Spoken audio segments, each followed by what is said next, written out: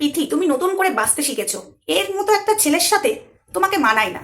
রন একটা ফালতু ছেলে, একটা নেশাখোর ছেলে, একটা মাতাল। তার সাথে তুমি কি সংসার করবে? এখন তোমাকে বেশ ভালো লাগছে। রনের সাথে তুমি যখন ছিলে তখন তুমি একদম ভালো ছিলে না।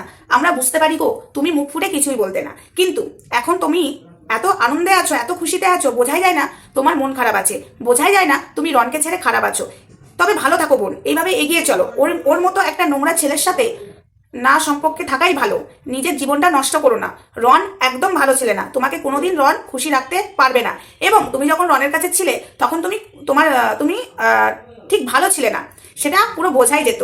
এখন দেখো কত সুন্দর তুমি আছো, আর তোমার চেহারাটাও ভালো হয়েছে। রনের বাড়িতে যখন ছিলে মনে হতো যা তুমি খেতে পেতে না, কিন্তু এখন মনে হচ্ছে একা থেকে তুমি ভালো আছো, আর তোমার জীবনটা সুন্দরভাবে চলছে। সেটা আমরা বুঝতে পারছি, তোমার পাশে আমরা সবাই আছি।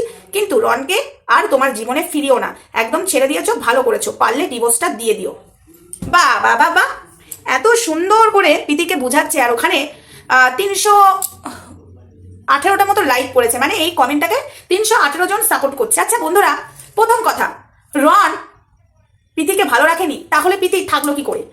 এই যে মানুষের এই ধরনের কমেন্টগুলো করে প্রীতির ওখানে কমেন্টটা করেছে, এই যে অশান্তি ধরাচ্ছে, এই কমেন্টটা দেখে কিন্তু রন হয়তো এটা নিয়েও একটা মানে ইগো হতে পারে। ওই যে বললাম না, কমেন্ট দেখে মানুষে বুঝে যায় যে ভিডিওতে এই ধরনের কথাবার্তা হয়তো সেই ব্যক্তিটা বলেছে কিন্তু বলেনি। এই ভুলটা কিন্তু আবারও হতে পারে দুজনের মধ্যে। এই ভুলটার কারণে কিন্তু দূরত্বটা আরো হতে পারে। তো তাই বলছি, এগুলো করে কি লাভ? এগুলো করে কি লাভ হচ্ছে? কিছু কি লাভ হচ্ছে তোমাদের? না, কিন্তু তোমরা করবে। আচ্ছা তার আগে বলি, হাই ফ্রেন্ডস, সোমা ওয়ার্ল্ডে তোমাদেরকে অনেক অনেক স্বাগত, অনেক অনেক ভালোবাসা। চলে এসেছি আবার অনেকটা ভিডিও নিয়ে তোমাদের সামনে। আচ্ছা, রনের কাছে যখন প্রীতি ছিল তখন প্রীতিকে দেখে বুঝতে পারতো যে প্রীতি খুব খারাপ আছে। এবং রনের কাছে যখন ছিল প্রীতির চেহারাটা খুবই খারাপ হয়ে গেছিল। এখন চেহারাটা বেশ ভালো আছে। রনের কাছে যখন ছিল প্রীতি খেতে পেতো না। আচ্ছা বন্ধুরা, একটা মেয়ে বছরের পর বছর একটা ছেলের সাথে থেকে গেল, যদি খেতে না পেতো তাহলে কি ছেলেটার সাথে থাকতে পারতো? এত খুশি এত আনন্দ করতে পারতো? ক্যামেরার সামনেই কি শুধু হাসা যায়? যদি মনের ঠিক না থাকে, যদি শরীর ঠিক না থাকে, ক্যামেরার সামনে এসে আমি হাসতে পারবো? পারবো কি? না পারবো না। এই যে এখন আমাকে দেখে তোমরা বুঝতে পারছো, যে আমার চোখ মুখটা দেখে বুঝতে পারছো যে শরীরটা খারাপ। আমার শরীরটা সত্যি খারাপ। এই শরীর খারাপে কি আমি দেখাবো না আমি খুব খুশি আছি? না, আমার শরীরটা খারাপ, সেটা তোমরা বুঝতেই পারছো। তো সেই একই কথা আমি বলতে চাই, এই যে রনের নামে যেসব কথাগুলো বলে কমেন্ট করছো প্রীতির ওখানে, তোমরা কি আদৌ প্রীতিকে ভালোবাসো? যদি তোমরা প্রীতিকে ভালোবাসতে তাহলে তোমরা এই কমেন্টটা করতে। বোন, যাই হয়েছে মিটিয়ে নাও, তোমরা দুজনা এক হও। সেটা না করে অশান্তি লাগাতে চাইছো, তো সেটা তো হতে দেবো না। সেটা কিন্তু হতে দেবো না। আর বন্ধুরা, আমি আরেকটা কথা বলে দিচ্ছি, এই কমেন্টটা কিন্তু আজকে একবার করেছে তা নয়। এই কমেন্টটা প্রায় ভিডিওতে, ফেসবুকে বলো, ইউটিউবে বলো, ইনস্টাগ্রামে বলো, ঘোরাফেরা করে এই ধরনের কমেন্টই। আমার তো মনে হচ্ছে এই বাদরটা করছে এই কাজগুলো। কোন বাদর? প্রীতির এক্স বয়ফ্রেন্ড। ঠিক আছে, এই কাজটা তো আমার মনে হচ্ছে সেই করছে। এত ইন্টারেস্ট কিসের? এত বারবার করে এই কমেন্টটা কেন করছে যে রন একটা নেশা করছে, রনের সাথে তোমার জীবন নষ্ট হয়ে যাবে থাকলে? কেন কেন করছে এটা বুঝতে পারছো না? এটা কি ভিউয়ার্সরা করবে? আমি তো বলবো রণপ্রীতির ভিউয়ার্সরা কেউ এই ধরনের কমেন্ট করবে না, রণপ্রীতিকে যারা ভালোবাসে। ঠিক আছে, কিন্তু দেখা যাচ্ছে পুরোটাই উল্টো হচ্ছে। খেলাটা তো একজনাই খেলছে, সেটা আমি বুঝতে পারছি। হ্যাঁ, রণপ্রীতির মধ্যে মাঝে মাঝে অশান্তি হয়, কিন্তু সেই অশান্তির মধ্যে এই অসভ্য ছেলেটা কেন ঢোকে আমি বুঝতে পারি না। আর একটা কথা, প্রীতি এখন ভালো আছে, তোমাকে দেখেও শান্তি। এটা কি ভিউয়ার্সরা লিখতে পারে এই কমেন্টটা? এই পয়েন্টটা একটু ভেবে দেখো, ভিউয়ার্সরা কি লিখতে পারে? না, এই পয়েন্টটা লিখতে পারে একমাত্র ওই বাদরটা, যে আমাকে দালাল বলেছে। ওই বাদরটা ছাড়া কেউ লেখেনি, সেটা পরিষ্কার বোঝা যাচ্ছে। শোন, এসব আইডি নিয়ে তুই এসে লিখছিস তো আমরা বুঝতে পারছি। বোকা অতটা নই রে, বুঝেছিস? বোকা অতটা নয়। তো যাই হোক, আমরা সবাই জানি প্রীতিকে রন কি সুন্দর আগলে রেখেছিল। প্রীতিকে রন কতটা এখনো ভালোবাসে সেটা আমরা জানি, এবং প্রীতি রনকে কতটা ভালোবাসে সেটাও জানি। তোরা এই দূরত্বটা করতে পারবি না। এই ধরনের কমেন্ট করে দূরত্বটা করিস না। ভালোই ভালোই বলে দিচ্ছি, নিজেদের চরকায় তেল দে।